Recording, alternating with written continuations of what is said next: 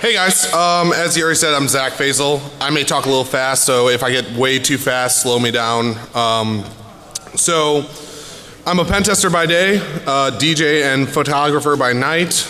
You can find me on Twitter at ZFasel. People always ask me, what are your credentials? And well, there they are. I think it's bullshit when people list a shit ton of certs, but that's just me. So yeah, I mean, judge me based on the quality of this talk, not based on a list of certs. So, quick shameless plugs. We have a little competition going on right now. There's another talk in track 4 going on from people from Chicago too, and we're all from Chicago. So I need a quick show of hands. How many people here are from Chicago? I think I lost the bet. Damn it. Also, poolside tonight, I'll be DJing in a battle against Keith Myers. So if you're around here tonight, come on by. ThoughtCon's a conference I run in Chicago, another hacking conference. We had about 500 people last year. We're looking to grow a little bit this year. More info at thoughtcon.org. And my local homeboys are the 312 crew. So TLDR, what does this talk about? So you don't spend the next hour here listening to me ramble. We're going to be talking about NTLM relaying. Not pass the hash, but NTLM relaying. And I'll touch on the difference in a second. And really in the end, a new tool set to do cross-protocol relaying of NTLM authentication requests. As well as new methods to go ahead and get clients to automatically authenticate to us, and new targets we can relay these hashes to when we do the cross-protocol relaying. So let's talk about NTLM. We're going to do a quick refresher for those of you who don't know what NTLM is, hopefully in less than 10 minutes. Any longer, well, it'll be a talk about NTLM 101. So what the hell is LM and NTLM? It's Windows password storage and network authentication protocol used in Windows, obviously. So like I said, it was used for password storage and for authentication. So, goddamn, my slides are out of order. For pass the hash, basically, oh god, I need to jump around. So hopefully you've seen this. These are the hashes for LM and NTLM. The LM is split into two 7-character chunks, all capitalized. So we all know LM's bad, LM's weak. I'm not going to spend hours talking about why LM is bad. You all know it by now, hopefully. If not, Google. And an NTLM hash obviously is case sensitive, unlimited length. It's not 7-character chunks. A little stronger, but still has its problems. So there's a few problems against it already. With LM and NTLM network hashes, there's a weakness we know as pass the hash. This talk isn't about pass the hash. Oh wait, this is really out. Sorry, I'm sorry guys. I just did these like 5 minutes ago. Haha. So LM sucks. We've been over this. So what the hell is NTLM auth? Not just the password hashes, but the authentication going across the network. It's used for remote authentication requests against varying services, and we'll touch on those services in a minute. And it comes in a bunch of different flavors, and we can all get confused when we start talking about NTLM versus NTLM auth, V1, V2, NTLM2. It gets really confusing whether there's signing or no signing, so we'll kind of go over that real quick. So when we do NTLM authentication, there's 3 messages that are sent. The type 1, type 2, and type 3. Type 1 message is the client goes to the server and says, I'd like to authenticate, and here's what I support. So as you can see, this is just a Wireshark capture chunked out a little bit, and it puts in there what the supported flags are as to how we can communicate for authentication, as well as the workstation's name and the domain it belongs to. The server then responds with a type 2 message. Now if you notice in the type 1 message, we don't know who this user is yet. They just ask to connect and want to know what's supported. So when the server responds, it uses the NTLM challenge, which is a server response challenge. This changes every time. And here in the screenshot, you'll see the static challenge that's used mostly for rainbow tables. So server responds with a type 2 message saying, all right, here's what I support, here's my domain name, here's my host name, and here's its challenge. Use this challenge to salt your password hash with, so it's unique every time and you can't replay it back over and over and over in the same request. So then the client authenticates with a type 3 message. The type 3 message is basically the server challenge hashed with the password hash for the NTLM hash, along with the username, workstation name, and domain it belongs to, session key if it's using session signing, and other flags to state what the session is going to be supported for the authentication. So that's NTLM version 1. NTLM version 2 is pretty much the same, except it adds additional parameters into the password response, as well as a client challenge. So we couldn't, as a prevention against rainbow tables, the client uses randomness to break the rainbow tables. So we went over that. So this is all great and dandy, but we've got one more thing we need to talk about, which is Windows integrated authentication. So Windows integrated authentication is what's used in Windows in order to make sure that you don't have to keep logging in over and over with your password to connect to various services. So if you think of every time you're on a domain, you connect to a network share or an internal web server, it doesn't ask you for your password over and over. It just queries the API and gets the information back from it as to what I should use to authenticate. So for HTTP, it obviously protects against that using trusted security zones. Has to be within the trusted sites or an internal site, which is checked by only having a one-word name, not a full domain name. Now, the interesting thing about this, though, with a one-word domain name, and again, this has all been covered before, I'm just doing a quick refresher, is that the one-word domain name does a search. It first looks for the DNS name from a DNS server, then tries it with the host or the DNS host name and works its way back. So if your domain is domainserver.domain.net, it checks, word.domainserver.domain.net, word.domain.net, and then does an NBNS, which is a broadcast request for that domain name lookup. And basically asks the network, hey, I'm looking for http://name, do you know who name is, and broadcasts across the local network. It's known as NBNS. As well as SMB everywhere, as I was saying. There's no restrictions where it automatically authenticates with SMB, it just automatically authenticates. And so we can see there's some problems with this if we're able to take and relay this. So there's some known issues, like I said already about this, the pass the hash stuff. Pass the hash is, uses the NTLM hash. As we look at the protocols for NTLM, the NTLM hash is used, not the original password.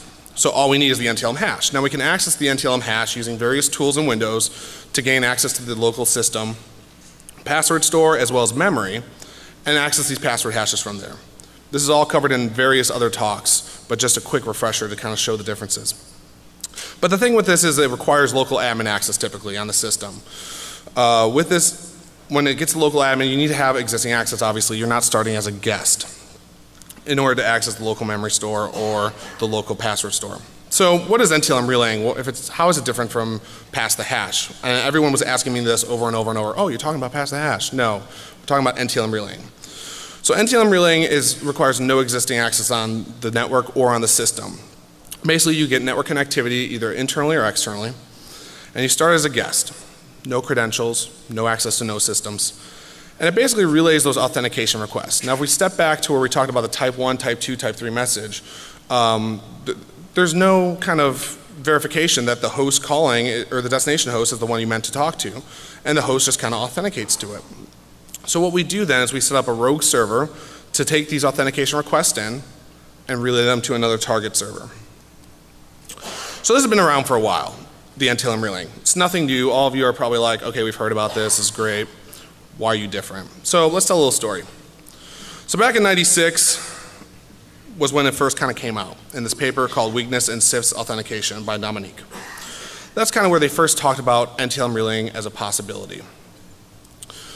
In 2001, it really got traction with Dildog. Actually, it was in 2000 was Dildog's Telnet NTLM replay and SerDisic's SMB relay, in which it did relaying back to NTLM or Telnet, relaying the authentication back, and you used a weakness in IE where you could say telnet : the IP and it automatically authenticate. And then SMB relay took advantage of bouncing SMB requests to other hosts as well as back to itself. It finally took until 2008 that Windows patched the weakness where you could bounce a NTLM authentication request back to itself. And that was in MS-08-068. And so we couldn't bounce NTLM requests, network requests back to itself, but we could bounce them to other hosts still because of the way the protocol is designed. So in 2008, a guy who goes by the handle of Kurt, did this talk at DEF CON about NTLM is dead. And I thought that was one of the best talks that year because its impact in corporate environments is great. We could talk about mobile phones and how it affects everyone, but really the core data in corporate environments, it hurts. So he talked about writing this tool, does NTLM relaying over HTTP. And he talked about the potential of doing it with, as an SMB server as well to get these authentication requests. And so this was actually screenshotted 2 days ago. it's still an open case on his Squirtle application. And I don't think he really has any intention of maintaining it. So I decided, you know, these weaknesses sound familiar over and over. We keep talking about there's problems over and over and over and over, and they're not getting fixed. Every environment still has pretty much NTLM enabled in corporate environments. So what does it sound like to me? Well, it kind of sounded like the problem we complained over and over and over about websites not doing SSL encryption for their authentication requests as well as managing their cookies. So in 2010, Firesheep came out. Most of you are probably familiar with this. It was a way of capturing cookies and using the sessions that I was able to capture over Wi-Fi or over sniffing of the network and impersonate these users. And I asked myself, why did this have so much traction? Why did this all of a sudden make everyone change? Well, because it was so easy to use. It was so easy for just anyone to start up the application and impersonate someone. So I kind of decided to start on this goal. Make an application that you could do NTLM relaying and show the impact to people that's as easy as Firesheep. We're getting there. So basically I started working on a lot of proof of concepts to see what extent does NTLM relaying support across multiple protocols. Like I said, a lot of people talked about it in theory, but no one actually implemented it. So the goal, like I said, is Firesheep for NTLM. So I decided to start learning Ruby because I was going to originally integrate it into Metasploit, and that didn't happen and it went still Ruby. So my talk got rejected when I first submitted both to Black Hat and DEF CON. But not just did it get rejected, but I got a fake acceptance email. A friend thought it'd be funny to troll me. What a douche. He had a friend who actually took and had his talk accepted and sent the actual content of the email and forged the, headers to be from Nikita. And I thought for an hour and a half I was speaking at DEF CON, and then I got the email saying I was rejected. And that's the story. All right, thanks for coming, guys. But no, 3 weeks later, Nikita gets back to me and says, hey, we have an opening on Sunday. Somebody dropped out. Do you want to speak? Awesome. Wait, I have 3 weeks till DEF CON? Shit. So keep that in mind as this tool is coming along. I kind of put it on the back burner and didn't work on it for quite a while between the submission and now. But we've got something working, and we'll talk more about that. So what's the problem? Why do we need another tool to do this? Why do we need another thing to do NTLM relaying? Well, the problem is other tools just didn't do what we need to do as a penetration tester. They really lacked the number of different protocols you could relay these authentication requests to. A lot of them were SMB to SMB, HTTP to SMB, and no one was really branching out of that HTTP and SMB world. No one was going to LDAP, MSSQL, or even testing remote desktop or other stuff or VPNs. And I thought, you know what? The other big problem is that all of them sent it to one place. And we'll talk about why in a second. But they all forwarded every single request to one destination. That's noisy as all heck. We're getting users, we're getting machine accounts, and we're just sending all the authentication to one target. And I realized the reason why is we didn't know who the users were before the type 3 message. And if you remember the type 1, type 2, type 3 message, the type 2 message is what specifies the challenge. The challenge is unique to every session. Now, I don't know who that user is until they send their type 3, the last message. So I don't know what response from what server to relay onto them. Well, why aren't any other tools doing this? And so I looked more into the protocols of SMB and HTTP, and well, we'll talk about that in a second. Oh, and it's not going away. Windows 8 and Windows 2012 still supports NTLM by default. And that's kind of scary that we know these protocol weaknesses are there, but NTLM's not going away. So we really need something to say, hey, as an organization, you need to, under your own accord, start protecting yourself against these attacks. So I wanted to be a problem solver. So here's the tool. It's called ZACK Attack. Now, I know the name is so freaking lame, but we went through a list of different names. My favorite is the last one.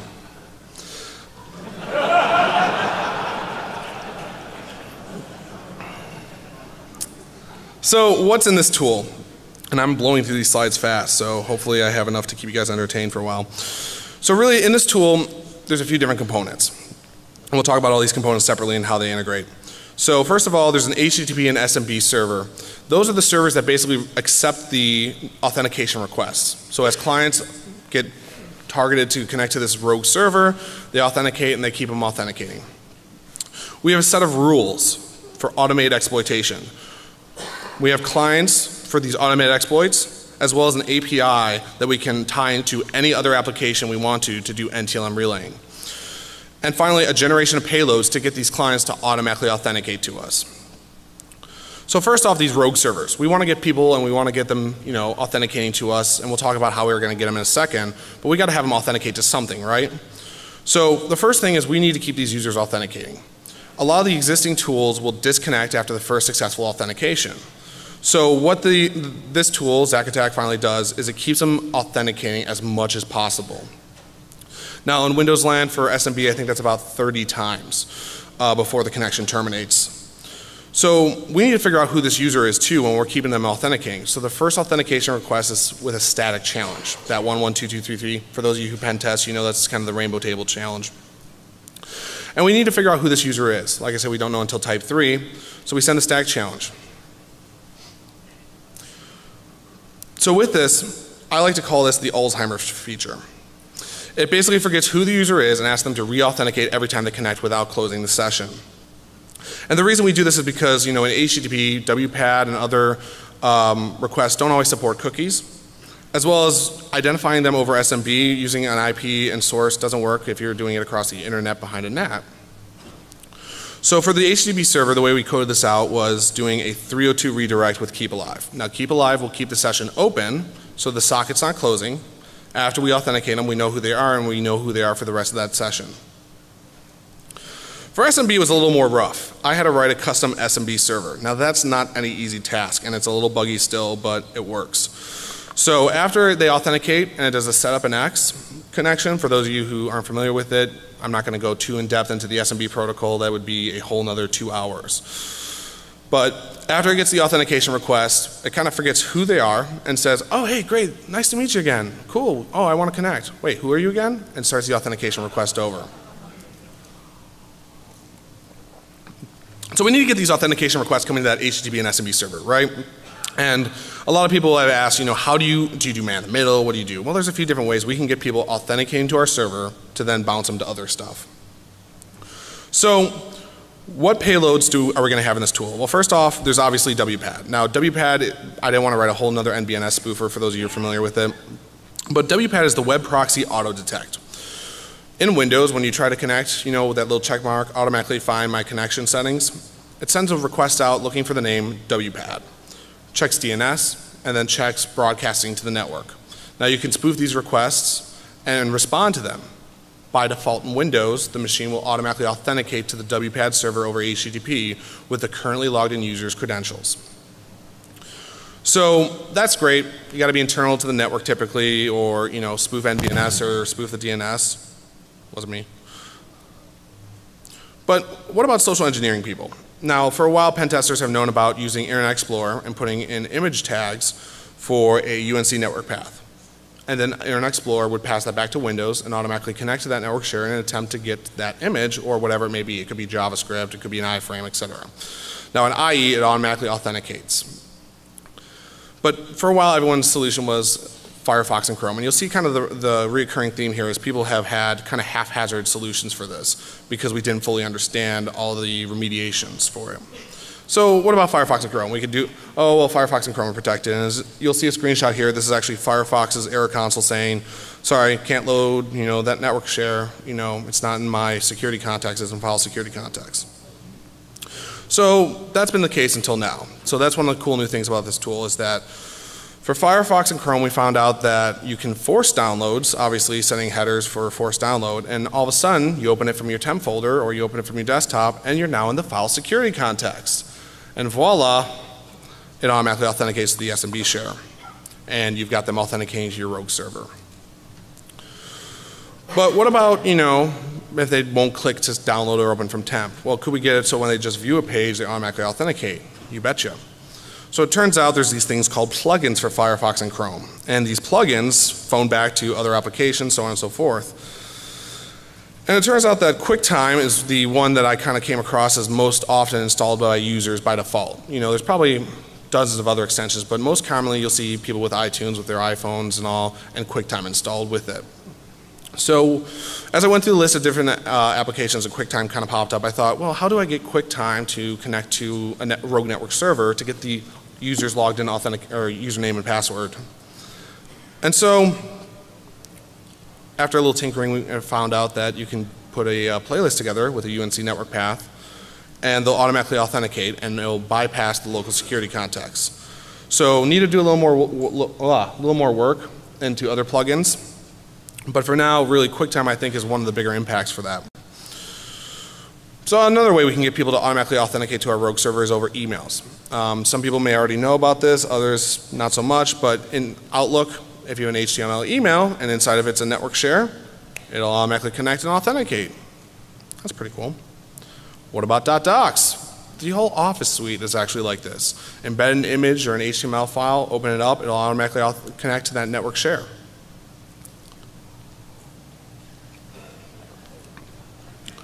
One of the other things is the desktop.ini files.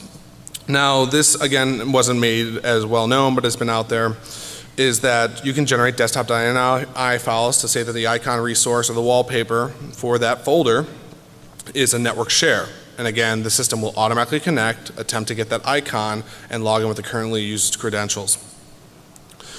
And LNK network shortcut files. You can set other parameters in there to automatically connect. So the tool set automatically creates these desktop.ini files, automatically creates the HTML files, really quick, really easy. And obviously the last one is man in the middle. You can redirect NTLM authentication requests or inject HTML content in the page. While the tool doesn't do this, it helps with it.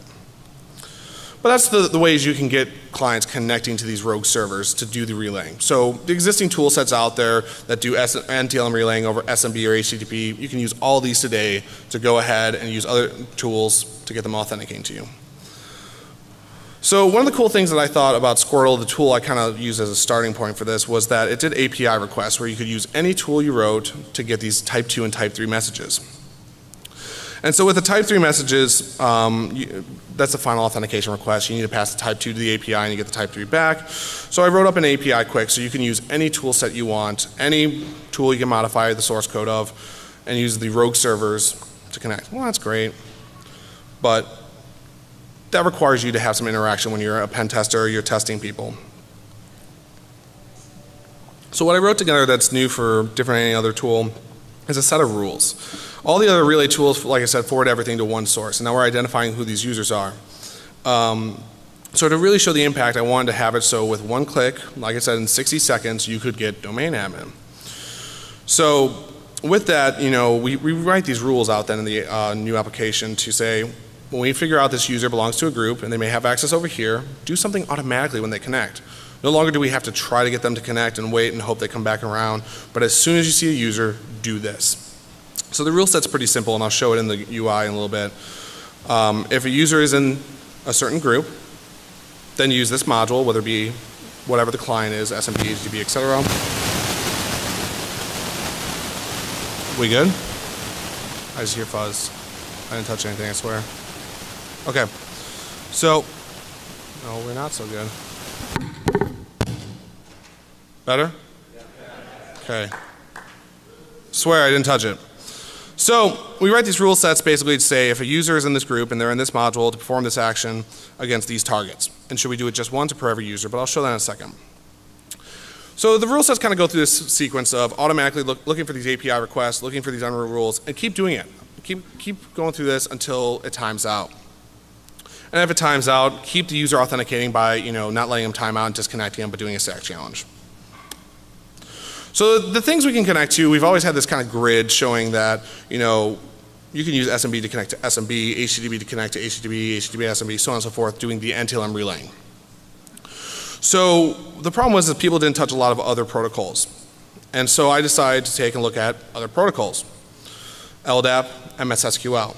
Now I'll touch on why LDAP's kind of awesome in a minute, but MSSQL, cool. We can get databases, we can get access to the data, awesome. So SMB with the clients, we wanted to do some actions automatically as soon as we connected. So one of the big things is there's no tool out there to enumerate users and groups. Well, sorry, I take that back. There was no tool. There is now through Metasploit, which was released at Black Hat this year. Two of us were working on kind of separate projects and weren't talking and didn't know about each other either. But so you can enum users in groups. Now you may be like, why does this matter? I can enumerate stuff, whatever. Well, as a penetration tester, it's one of those things you can figure out the administrators of in the local administrators group, as well as further information about what groups and what users you need to target. Cool, great. We can do NTLM relaying and do enumeration. We can also access file shares. We can execute commands. But this is great and all, but we can't connect to domain controllers. And the reason being is that most domain controllers by default have SMB signing. Now for those of you who aren't familiar with SMB signing basically uses the original NTLM hash to sign the session, and so every packet is signed. If there's the signature is off, it takes and disconnects you. So by default, domain controllers have SMB signing by default, so by default you can't do SMB relaying to a domain controller. Now this pissed me off. I had to figure out there had to be some way we could get there really fast, really easy. So I'll come back to that. Turned out LDAP is enabled by default on domain controllers, yes, and uses NTLM authentication, it turns out. And that's cool, that's great.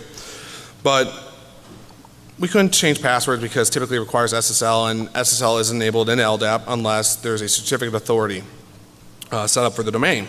So great, we can also do this. It's written in the tool that you can change user passwords, reset users, add users, enumerate the domain, all that cool stuff. But the really cool thing is without SSL, without any of this, using NTLM relaying, we can add users to groups. So if as a tester you're able to take and connect and get another user's account, we can take and add them to a domain administrators group if we get a domain admin and so on and so forth. But going back to SMB real quick. One of the other cool things about this tool that kind of bugged me was that we always had to use certain tools to do this. So on the plane ride down here, I decided, hey, I'm going to tinker with some stuff. It's 4 hours from Chicago, give or take. It's United, so it'll take a little time. So took and wrote a SOCKS proxy. So for those of you who aren't familiar with SOCKS, it's a proxy that sends raw data back and forth, doesn't reparse it. But so on the way down, wrote a SOCKS proxy that does replacing the NTLM packets with the relayed data. And that's pretty cool. It's unique, new. And again, HTTP, we can relay it to SharePoint, some internal websites, great. All of this is kind of, that's cool, but you have to be inside the network. And a lot of people think that NTLM relaying is not a problem because you have to be internal to the network. But what about externally? Sometimes there's a SharePoint, but typically not too often. And so I thought about what's one thing that most organizations have open externally that supports NTLM. And it turns out Exchange Web Services. For those of you who are not familiar with Exchange Web Services, it's a kind of an HTTP API that's usually on the same server as Outlook Web Access, so your webmail and all. And by default, it uses HTTP Negotiate, which supports NTLM. So with that, we're able to do relaying externally to an HTTP service, which is here, Exchange Web Services. So this becomes a little more scary as people have been talking about how you have to be internal to an organization to do relaying. We can now take and target mobile workforce users who are at a mobile hotspot, or target people over the internet if they don't have outbound firewall rules to connect back to a rogue SMB server, as we talked about the rogue server, and get them to auto-authenticate to this Exchange Web Services. And with this, we can pull all their emails, all their contacts, their calendar, anything you can do through Exchange Web Services. And why? Because everyone's got a mobile phone connecting back to Exchange Web Services and ActiveSync. I wish I had a drink because I would drink right now. The demo got fucked. And I'm going to get booed like no other, but oh, thank you, sir.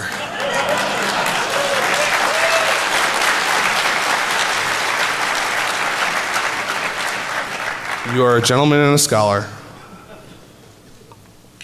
Fuck. No, honestly, I had a demo set up to do Exchange Web Service, show NTLM relaying to Exchange Web Services as well as doing other stuff. So, the problem is all my VMs got fucked. So instead I'll show just the GUI on it. That's a code, here we go. So this is the GUI to it. I'll run through this real quick so you can kind of get an idea of its functionality and how powerful it can be as you grow. So right now what's running is the rogue HTTP server, the rogue SMB server, and an HTTP management server. With this we define what users are in what groups. Yeah, cool. So it keeps track of what users connected at what time. I hope that's big enough on this. Can people read that or no? Back row? Sorta? Good. So keep track of the users that are connecting back. Now you can keep having users connect back, and it has who are the users connected back right now. Now you'll see there's some system accounts, there's some actual user accounts, and with this we can just in one click say enumerate a target over SMB, get their emails from Exchange Web Services, execute a shell to a session if they're an admin, access a file share as them, access their SharePoint, etc. Again, the VM got fucked, so we can't really show all that much. But we can then create rules, like I said. We can add users to groups. We can do this automatically through enumeration, or we can manually add them to a group and create a group called, say, Moo. Cool, great. We have now a user. Oh, crap. There it goes.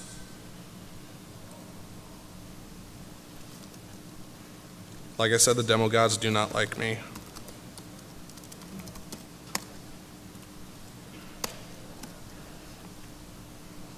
Fucking Ruby. 3, 2, 1, done. So, it's very much alpha. I'm sorry guys, but I had 3 weeks to code this all out. So, we can add a user to, again, to group yar. Cool. And so we've got this user in this group yar. We can also, like I said, enumerate from the domain controller all the different user groups. So then we can create these rules to automatically authenticate. So in this case I already have a rule in here. So if you see a user in group users yar, then connect over Exchange Web Services to targets and target groups. Right now there aren't any, but we can easily add one, say 10.1, 10, 250 to target group. Now as soon as it sees an authentication request from someone who's in that user group, it'll automatically connect to there and pull all the emails from folder inbox, folder drafts. We can easily add saying, here's another folder, let's pull their sent items. And voila, it adds that rule. Now what's cool about this tool is that as it does this authentication request, a lot of the tools keep having you re-authenticate. What it does is it keeps the session open when it connects to this rogue and perform this action. So instead of re-authenticating every time it tries to get the inbox, it keeps the session alive so you don't have to re-authenticate. So we have about 30 requests coming in from the system, so we can set about probably 30 rules in the first try. And then in that one connection, perform various actions. And like I said, we can repeat it for all the users and all the targets who connect, or just certain targets. Now at the same time, we can generate the payloads, like I said, generating the HTML, the desktop.ini, the doc, LNK file, zip file. The LNK file doesn't work, it just says how to do it, as well as generate the HTML email automatically. So I'm trying to make it as simple as possible, like I said, the fire sheep of NTLM relaying. And finally, it keeps track of all the user hashes like it did before in the static authentication. And so you can try to crack the passwords as well. So since the demo's fucked, that's about the best I can show right now for a demo. And I'm sorry. I'm really sorry guys. I'm so pissed that it went to shit on the plane. So how do we prevent or protect ourselves against this? Really, everyone's had varying solutions for how to protect against it. And I lost a slide. People have said use NTLM version 2. The tool supports NTLM version 2. There's nothing different about NTLM version 2 than NTLM version 1 that we can't relay. So really the thing you need to do right now if you're a sysadmin is go home and firewall outbound 445. This will prevent anyone from sending you any of these rogue payloads and getting you to automatically authenticate out of the environment. But that doesn't protect against mobile workforce, etc. So in Windows 7 there's a group policy you can set to limit who you can authenticate to you over NTLM. And everyone said the solution is Kerberos. Kerberos, Kerberos, Kerberos. It is. But the problem is telling an organization you have to switch everything to Kerberos today is not going to work. The problem is there's a lot of stuff that doesn't support Kerberos. The other thing is that if you enable Kerberos, you have to force Kerberos. You can't support NTLM at all. The same thing with signing. For those who don't know signing, every packet is signed then by the original passwords hash. So with SMB signing, LDAP signing, HTTP, extended authentication, it all has to be forced, not just supported. And that's a big misconception that people have is that I enable signing, that should be fine. You have to force it, which in turn breaks a lot of stuff. So before you go out there trying to fix NTLM relaying and NTLM issues in your organization, test, because it'll break a lot of legacy stuff. So really, there's a lot of balance you have to take when you're trying to protect yourself against it as an organization. As end users, typically you don't have to worry about this, but when you're a corporate sysadmin, the big issue is that you need to move away from NTLM. It's really something, it's going to take time, but Windows 8 and Windows 2012 still supports it and still has it enabled by default. So we need to go out there and start moving away to move to Kerberos, and hopefully this tool will be the one that kind of kicks that off.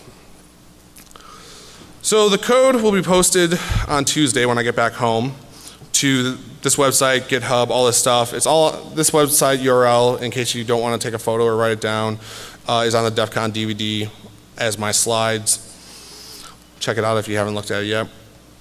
Otherwise, if you have any questions or want to tell me how shitty my talk is and how shitty the demo was, there's my email and you can bitch at me on Twitter. So,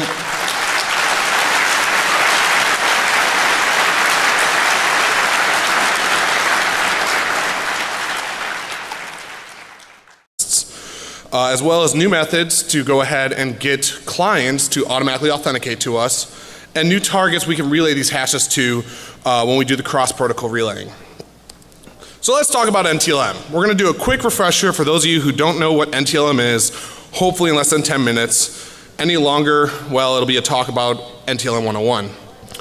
So what the hell is LM and NTLM? It's Windows password storage and network authentication protocol used in Windows, obviously.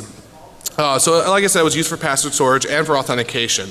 So, goddamn, my slides are out of order. For pass the hash, basically, oh god. Hey guys, as you already said, I'm Zack FASEL. I may talk a little fast, so if I get way too fast, slow me down. So, I'm a pentester by day, DJ and photographer by night. You can find me on Twitter at ZFasel. People always ask me, you know, what are your credentials, and well, there they are. I think it's bullshit when people list a shit ton of certs, but that's just me. So yeah, I mean, judge me based on the quality of this talk, not based on a list of certs. So, quick shameless plugs. We have a little competition going on right now. There's another talk in track 4 going on from people from Chicago too, and we're all from Chicago, so I need a quick show of. So what the hell is NTLM auth? Not just the password hashes, but the authentication going across the network. It's used for remote authentication requests against varying services, and we'll touch on those services in a minute. And it comes in a bunch of different flavors, and we can all get confused when we start talking about NTLM versus NTLM auth, V1, V2, NTLM2. It gets really confusing whether there's signing or no signing, so we'll kind of go over that real quick. So when we do NTLM authentication, there's 3 messages that are sent. The type 1, type 2, and type 3. Type 1 message is the client goes to the server and says, I'd like to authenticate, and here's what I support. So as you can see, this is just a Wireshark capture chunked out a little bit, and it puts in there what the supported flags are as to how we can communicate for authentication. God, I need to jump around.